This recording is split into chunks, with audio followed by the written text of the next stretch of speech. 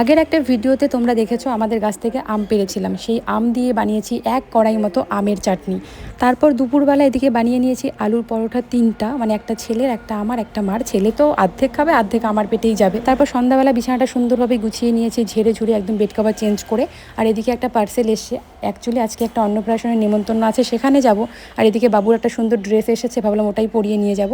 আর আমিও রেডি হয়ে গেছি, কীরকম লাগছে জানিও। তো চলো এখন বের হওয়া যায়। বলতে বলতে আমরা চলে এসেছি অন্নপ্রাশন বাড়িতে। আর কেন বিছানাটা গুছিয়ে রেখে এসেছি সেটাই বলি, কারণ এখন যখন অনুষ্ঠান বাড়ি থেকে বাড়ি যাব, রাত্র 12টা বেজে যাবে, তখন কি আর বিছানা ক্লিন করে ঘুমাতে ইচ্ছা করবে? তাই জন্য আমি এখন যেখানেই ঘুরতে যাই না কেন, বাজার করতে যাই বা কোনো অনুষ্ঠানে যাই, মিষ্টি মিষ্টি সাবস্ক্রাইবারের সঙ্গে কিন্তু আমার দেখা হয়ে যায়, আর তাদের সঙ্গে ছবি তোলা তো হয়েই যায়।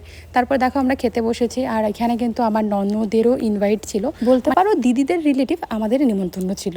তো সবাই মিলে এখানে খাওয়া দাওয়া কমপ্লিট করলাম, তারপর সবাই মিলে একটু ফটো তুলে নিলাম।